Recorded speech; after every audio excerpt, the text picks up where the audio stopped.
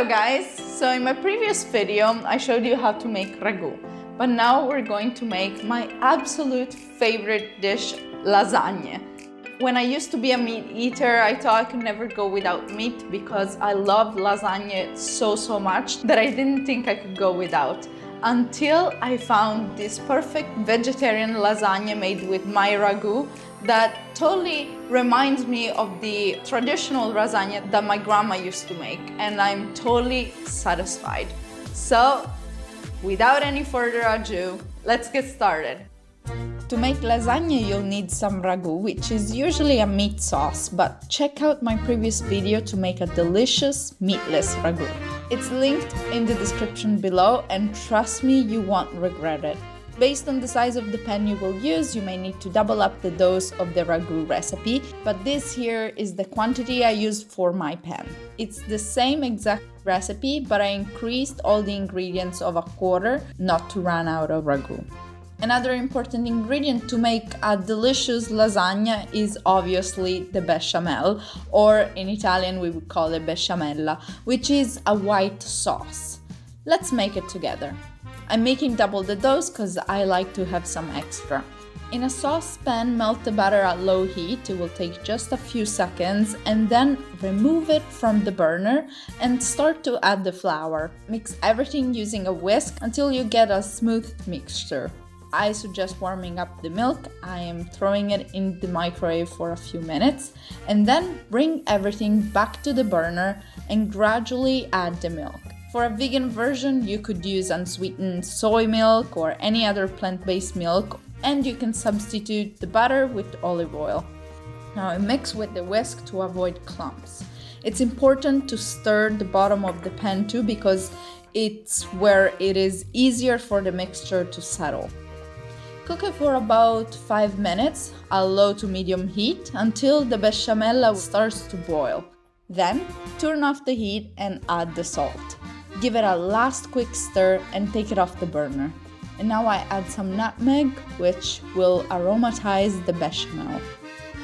If you're not using it right away, the white sauce will tend to thicken, so I suggest covering it with some plastic wrap in contact with the white sauce, and it will last up to 3 days in the fridge. And then when you're ready to use it, heat it up with a little bit extra milk to reach again a more liquidy consistency.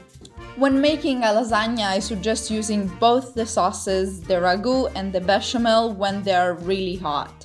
So if you made the ragu ahead of time, just like I did, heat it up, and you also may need to add some more water or broth because it tends to reduce as time goes by. I heat up mine on a pan with almost an extra cup of broth until I get this consistency, not too runny, not too thick. Now I cut some cheese. You can pick whatever cheese you prefer. I used 100 grams of fresh mozzarella and 100 grams of galbadino, which is a sweet and fresh cheese, very common here in Italy. You could also use caciocavallo, provolone, or vegan cheeses if you prefer. Awesome, now we're ready to compose the lasagna. I'm using a pan 11 by 18 inches and 2.7 inches. So the first step is to pour some of the ragu as the base, and then I put the lasagna sheets. This will help the lasagna sheets at the bottom to cook well. You do not need to cook the lasagna sheets ahead of time, it's not necessary at all.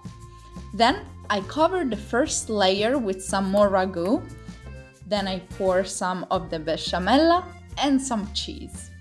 I repeat the same thing for other 2 times until I make 3 layers of lasagna sheets. On the last layer, I put some ragu again, then I put the cheese, and then I cover it with the bechamel to avoid that it burns too much with the heat. And my final touch is to sprinkle on top some grated cheese. My lasagna is ready for the oven that I preheated at 350 Fahrenheit. I put it in and I cook it for 25 minutes, and then for 2 minutes I moved it at the top to put it on broil. And here it is. My lasagna is ready. It smells delicious. I love the pan I used because it allows me to remove the sides of it, and it's great to squeeze out the extra moisture. But if you don't have it, no worries. Your lasagna will still come out perfectly. I let it cool down for a bit before cutting it. And then I serve it, and it's ready to be enjoyed.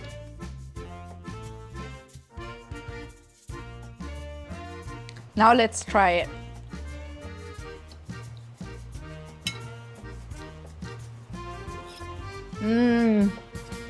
So good.